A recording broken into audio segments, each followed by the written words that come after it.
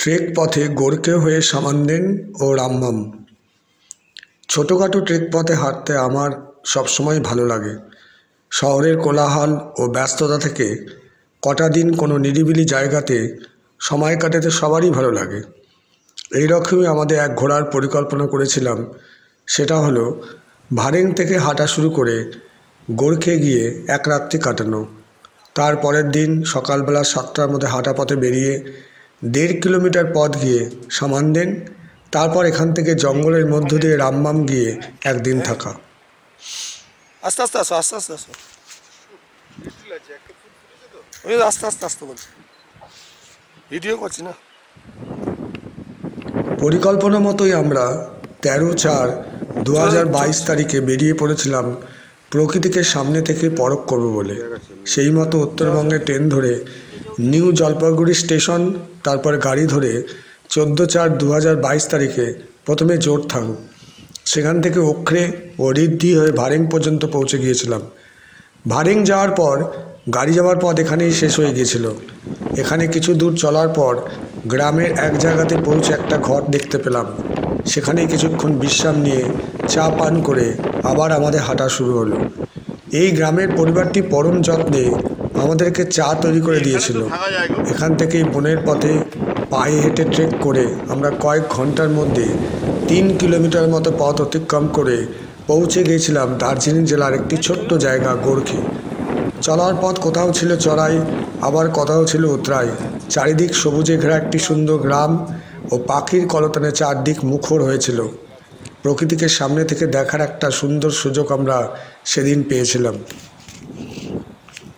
Video call করছো নাকি? Video call পাচ্ছে? কোন ইয়ে করে রাখছে, রেকর্ডিং করে রাখছে। আচ্ছা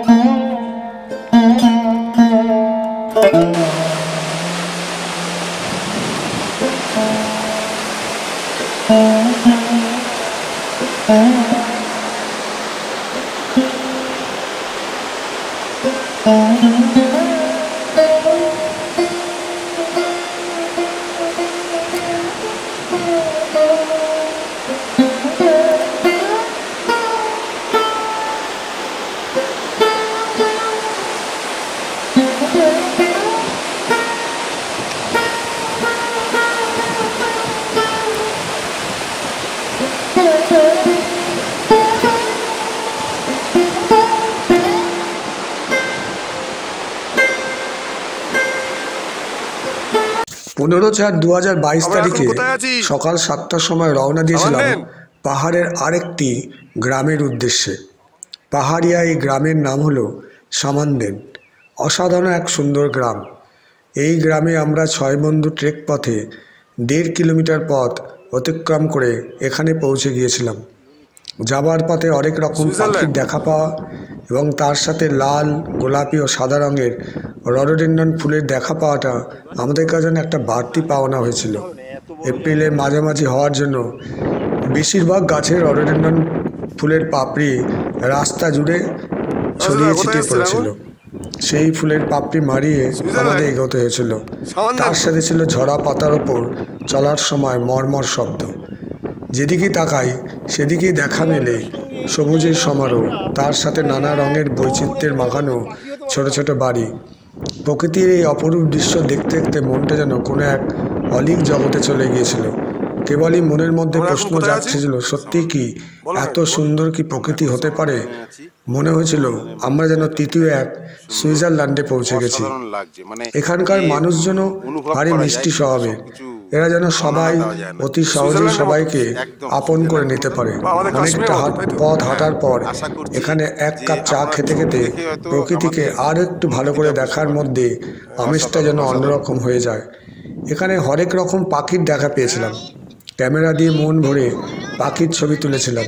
ইচ্ছে করলে এখানে রাতও কাটানো যায়। এখানে থাকার জন্য হোমস্টে আছে। অনেকটা সময় আমরা এখানে কাটিয়েছিলাম।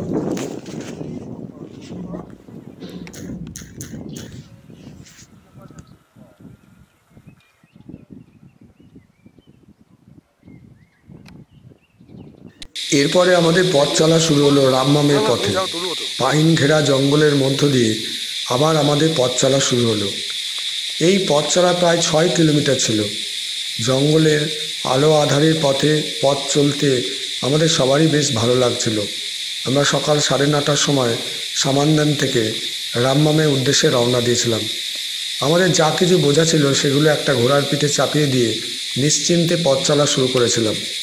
চলার পথে এক জায়গাতে কিছুক্ষণ বিশ্রাম নিয়ে আমাদের সঙ্গে কিছু শুকনো খাবার ছিল, সেগুলো আমরা খেয়ে নিলাম। আবার আমাদের পথ চলা শুরু হলো।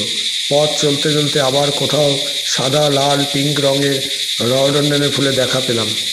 এইভাবে পথ চলতে চলতে সামান্যেন সকালে 9:30টায় বেরিয়ে ঠিক 12:30টার সময় আমরা রামমামে পৌঁছে গিয়েছিলাম। এই চলার পথ দারুণভাবে আমরা সবাই উপভোগ করেছিলাম।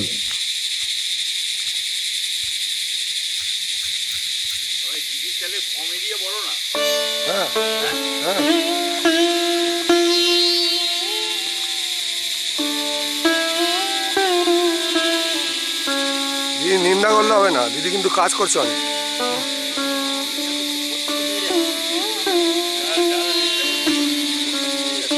নিন্দা করলে হবে।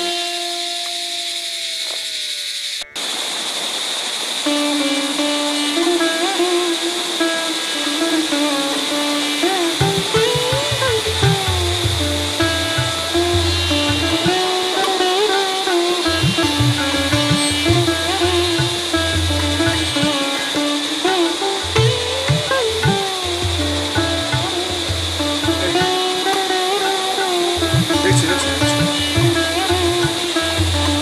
পাখি।